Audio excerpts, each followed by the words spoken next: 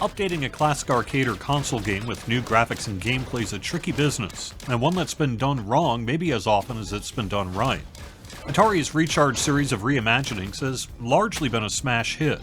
Critics have been kind, and players including retro game enthusiasts have been mostly thrilled with the results. Atari just this year acquired the rights to the classic arcade and 2600 console version of Berzerk from Stern, along with its sequel Frenzy. And the idea of bringing Berzerk to the Recharged family was an instant and obvious choice. Unfortunately, while the game itself is perfectly okay, Atari and developer Sneakybox have released, in my opinion, a rare miss for the Recharged series. The issue isn't specifically the radically changed graphics and general gameplay, but rather the sum of its updates being less rather than more fun than the original. You can change things radically as long as it works and the end result is fun, and sadly I found Berzerk to be just okay at best and largely tedious to play. The original arcade and 2600 port of Berzerk was strangely dystopian in a way a lot of other games of their era weren't, Missile Command and a few others excluded.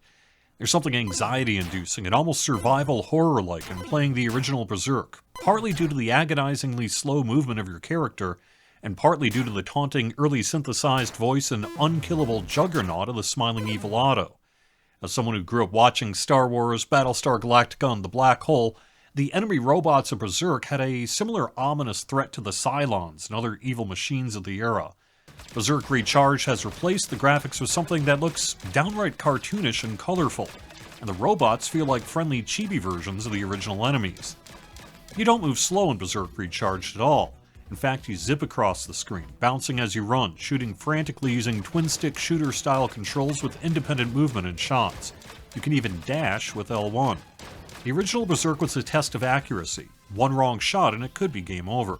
Berzerk Recharged lets the bullets and hits fly, and you can not only take multiple hits but get your health back. There are also the typical recharge power-ups, and some of them are pretty useful, including a multi-shot blast, super speed dash that can take out enemies, invulnerability, and a laser blast called a railgun that shoots across the screen. Also now standard with the Recharged series is 2-player local co-op, which works pretty well.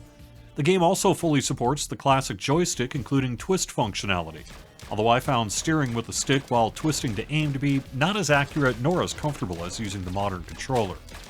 Atari calls them Challenge Mode in their promotional materials and on their website, but in-game it's called Missions.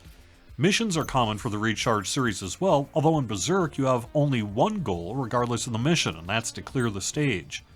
Missions feel tacked on, and while each mission does have a bit of variety, the end result is the same goal every time, unlike the variety of the rest of the series. Also per usual, mission leaderboards are cumulative, and there are separate leaderboards for single player and co-op.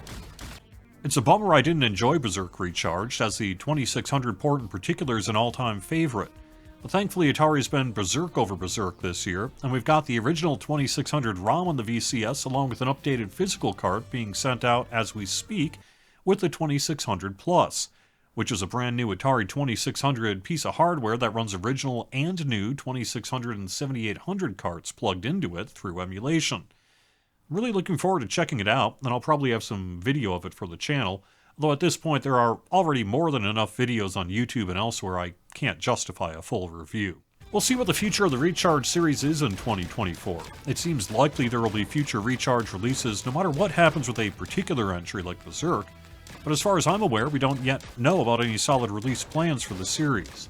I'd still love to see a retro neon modern version of something like Video Pinball, although Night Driver and Star Raiders are also frequent community mentions. You might have a lot of fun with Berzerk Recharged, especially if you aren't as invested in the original, or like twin-stick Robotron-like shooters with a slightly slower and more deliberate pace.